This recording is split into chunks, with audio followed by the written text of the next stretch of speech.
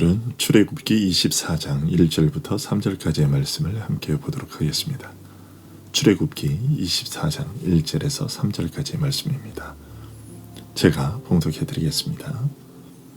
또 모세에게 이르시되 너는 아론과 나답과 아비후와 이스라엘 장로 70명과 함께 여호와께로 올라와 멀리서 경배하고 너 모세만 여호와께 가까이 나아오고 그들은 가까이 나아오지 말며 백성은 너와 함께 올라오지 말지니라. 모세가 와서 여호와의 모든 말씀과 그의 모든 율례를 백성에게 전하매 그들이 한 소리로 응답하여 이르되 여호와께서 말씀하신 모든 것을 우리가 준행하리이다. 아멘. 모세는 시내산에서 내려와 이스라엘 백성들 앞에 하나님께서 알려주신 출애굽기 20장의 10계명과 그 10계명에 관련된 21장부터 23장까지의 율례들을 전하게 되는데요. 그가 내려가기 전에 하나님께서는 모세에게 주의사항을 알려주셨습니다. 1절인데요. 또 모세에게 이르시되 무엇이라고 말씀하셨느냐 하면 너는 아론과 나답과 아비후와 이스라엘 장로 70명과 함께 여호와께로 올라와 멀리서 경배하고 너 모세만 여호와께 가까이 나아오고 그들은 가까이 나아오지 말며 백성은 너와 함께 올라오지 말지니라고 하셨습니다. 모세는 이 당부를 듣고 산에서 내려오게 되었는데요. 3절의 말씀입니다. 모세가 와서 여호와의 모든 말씀과 그의 모든 율례를 백성에게 전하매 그리고 모세로부터 하나님의 말씀을 들은 이스라엘 백성들은 이렇게 대답했습니다. 그들이 한 소리로 응답하여 이르되 여호와께서 말씀하신 모든 것을 우리가 준행하리이다. 이 사실에서 우리가 깨닫게 되는 중요한 원리가 하나 있습니다. 1절과 2절에서 하나님은 이스라엘 백성들을 산으로 올라오게 하시지만 그들이 갈 수 있는 한계가 있었습니다. 1절 마지막을 보면 멀리서 경배하고 라고 말하고 있습니다. 그리고 2절에서는 모세만 여호와께 가까이 나아오고 그들은 가까이 나아오지 말며 백성은 너와 함께 올라오지 말지니라고 하고 계십니다. 이제 막 하나님의 율법이 이스라엘 백성들에게 전해졌고 이스라엘은 아직 그 법에 저촉되는 일을 저지르지 않았습니다. 그럼에도 불구하고 이스라엘은 하나님께 가까이 나아갈 수 없었습니다. 이런 사실이 우리에게 알려주는 것은 무엇일까요? 그것은 우리는 중보자가 없이는 거룩한 하나님의 임재에 가까이 나아갈 수 없다는 것입니다. 곧 그리스도를 말미암지 않고서는 결코 하나님께 나아갈 수 없다는 것이죠. 이런 사실에 대해 바울 사도는 에베소서 1장 4절에서 곧 창세전에 그리스도 안에서 우리를 택하사라고 말하고 있습니다. 우리는 그리스도가 아담의 타락 때문에 필요하게 된 것이라고 생각하는데요. 하지만 성경은 아담의 타락이 아니었어도 우리는 그리스도로 인해서만 하나님의 백성이 될 수 있었다고 말하고 있습니다. 에베소서 1장 5절과 9절, 12절에서도 그것이 확인됩니다.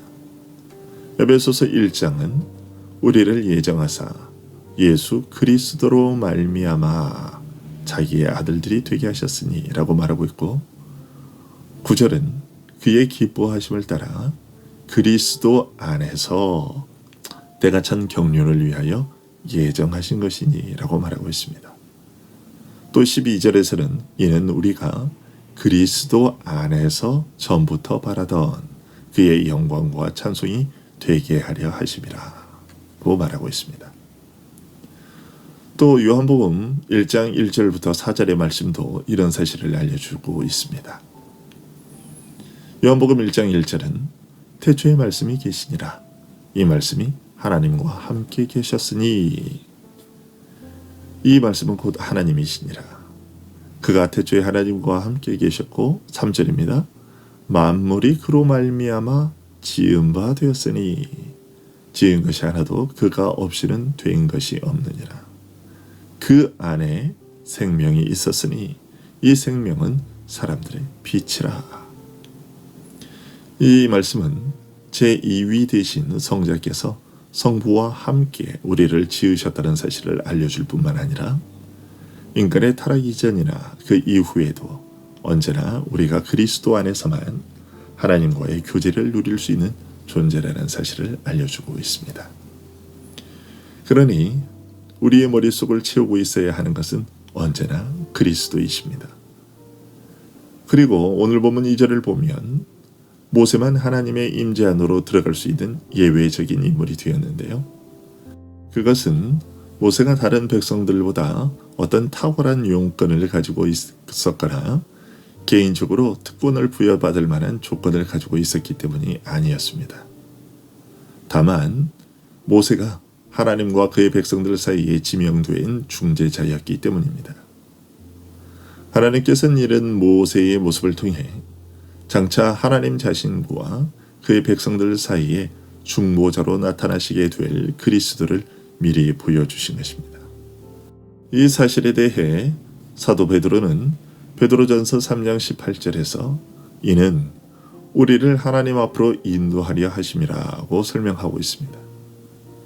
또 3절에 모세가 와서 여호와의 모든 말씀과 그의 모든 율례를 백성에게 전하매 라는 말씀은 그리스도께서 우리에게 어떻게 선지자의 역할을 감당하실 것인지에 대한 모형으로 제시된 것입니다. 요한복음 8장 26절과 40절에서 주님은 내가 그에게 들은 그것을 세상에 말하노라. 지금 하나님께 들은 진리를 너희에게 말한 사람인 나라고 하셨고 요한복음 15장 15절에서도 내가 내 아버지께 들은 것을 다 너희에게 알게 하였음이라고 하셨습니다. 이처럼 주님은 자신의 말이 아닌 아버지께로부터 들은 것을 전하셨습니다. 심지어 성령께서도 자신을 보내신 자에게서 들은 것이 아니면 스스로 말씀하지 않으신다고 하셨습니다. 요한복음 16장 13절에서 주님은 이렇게 말씀하셨습니다. 진리의 성령이 오시면 그가 스스로 말하지 않고 오직 들은 것을 말하며 이처럼 성자와 성령은 오직 자신을 보내신 성부께서 하신 말씀만을 전하셨고 전하십니다. 이런 사실에 대한 우리의 자세는 무엇이어야 할까요? 마땅히 우리의 생각과 말이 아니라 오직 하나님께서 말씀하시는 것만을 듣고 하나님께서 말씀하시는 것만을 전해야 할 것이라는 사실이죠. 그러나 이 말은 사람들을 만날 때마다 성경 이야기만 하라는 것이 아닙니다. 그것은 우리가 하는 생각, 말, 행동 등이 늘 하나님의 말씀에 근거하고 그 위에 선 것이어야 한다는 얘기입니다. 교회인 우리가 사도와 선지자의 터 위에 세우심을 입었기 때문에 우리의 모든 것이 늘 하나님의 말씀에 의해 다스림을 받아야 한다는 것을 말하는 것입니다. 오늘 본문 3절 하반절의 백성들의 대답이 그것이었습니다. 3절인데요. 모세가 와서 여호와의 모든 말씀과 그의 모든 율례를 백성에게 전하매 그들이 한 소리로 응답하여 이르되 여호와께서 말씀하신 모든 것을 우리가 준행하리이다.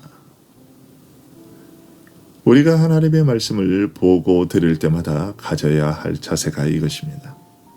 우리는 하나님의 은혜로 구원을 얻은 자들이기에 그리고 무엇보다 그분의 피조물이기에 하나님께서 말씀하실 때마다 말씀하신 모든 것을 우리가 준행하리이다 라고 대답하고 그것을 실행하는 자들이 되어야 마땅합니다.